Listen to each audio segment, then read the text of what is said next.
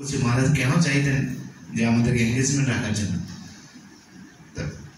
এরকম অনেক কিছু ব্যাপার রয়েছে। আমি জাস্ট লাস্টে একটা কথা বলবো, মহারাজের কাছ থেকে আমি বিশেষ শুনবো যে আমার কাছে এখন যেটা অনুভব হয় যে গুরু মহারাজের সঙ্গে মহারাজের যে ভাবনা বা সম্পর্ক, যে সান্নিধ্য, গুরু মহারাজ যেভাবে মহারাজকে দেখেন আর মহারাজ গুরু মহারাজকে যেভাবে দেখেন, সেটা আমাদের কাছে অনেক শিক্ষা। সাধারণত গুরুদেব তার মনের কথা সবার সঙ্গে শেয়ার করেন না।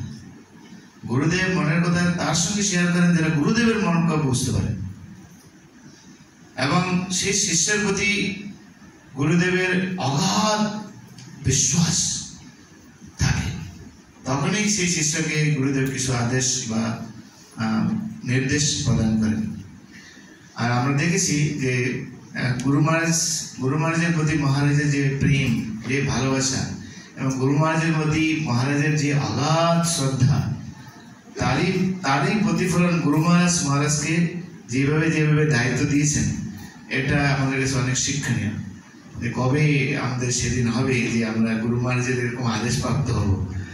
আমি তো অনেকবার চেষ্টা করছি গুরু মহারাজের কাছে কিছু আদেশ নেওয়ার জন্য, এখনো পর্যন্ত হয়নি।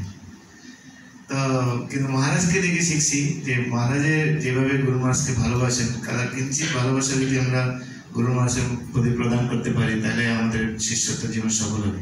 আর শিষ্যত্ব জীবন তখনই সফল হবে যে গুরুদেব যখন শিষ্যের প্রতি প্রসন্ন হবে। তো মহারাজের জীবন সফল, কারণ গুরু মহারাজের প্রতি অত্যন্ত প্রীতিপরায়ণ, বিশ্বস্ত এবং কনফিডেন্স গুরু মহারাজের রয়েছে যে আমি যদি ওনাকে বলি তাহলে করতে পারবো। সেই জন্য গুরু মহারাজ ওনার যে প্রভুপাদের প্রতি আদেশ, কিছু আদেশ মহারাজকে অর্পণ করেছেন। গুরু মহারাজ ক্লাসে বলছেন, পুরুষোত্তম মহারাজ বলছেন, সবাই আমরা বলতে শুনি। তো এটাই হচ্ছে শিষ্যের কাছে বড় প্রাপ্য। সেজন্য মহারাজ, আমরা এরকম একজন ভক্তের গাইডেন্সে আমাদের ভক্তিবেদান্ত একাডেমি, আমরা মহারাজ অনেক কিছু প্ল্যান দিচ্ছেন, কিন্তু আমরা অনেক কিছু করতে পারি না। কারণ মহারাজের ভাবনা মাঝে মাঝে আমরা বুঝতে পারি না। কিন্তু মহারাজের যে ভাবনা, সেটা শুধু প্রগতির জন্য, আধ্যাত্মিকতার উন্নতির জন্য এবং সার্বজনীন কল্যাণের জন্য, এটা আমি যতটুকু অনুভব করি। সেই জন্য আমরা অত্যন্ত ভাগ্যবান যে আমাদের ভক্তিবেদান্ত গীতা একাডেমি, যে মহারাজ আমাদের ওনার সত্য ছায়ায় আমাদেরকে সর্বদা আমাদেরকে আগলে রাখছেন। এবং আমরা যতদিন আমরা এই পৃথিবীতে থাকবো, মহারাজের আনুগত্য থেকে ভক্তি জীবন আমরা এগোতে চাই এবং আমাদের এই ডিপার্টমেন্টকে এগিয়ে নিয়ে যেতে চাই।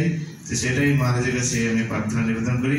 মহারাজ আজকের এই দিনে, গত 2020 সালে তিনি সমস্ত আশ্রমের সর্বশ্রেষ্ঠ আশ্রম সন্ন্যাস আশ্রম গ্রহণ করেছেন। আর মহারাজ এই সন্ন্যাস আশ্রম গ্রহণ করার পর মহারাজের প্রচার কার্যক্রম আরো কয়েক গুণ বেড়ে গিয়েছে। তা আমি মহারাজের শ্রীচরণে প্রার্থনা নিবেদন করছি, গুরু মহারাজের প্রতি ওনার যে আসক্তি, তার কিঞ্চিত সেটা গোটা মহারাজ আমাদেরকে যদি কৃপা করেন, হয়তো যদি হয় তাহলে আমাদের জীবন সফল হয়ে যাবে।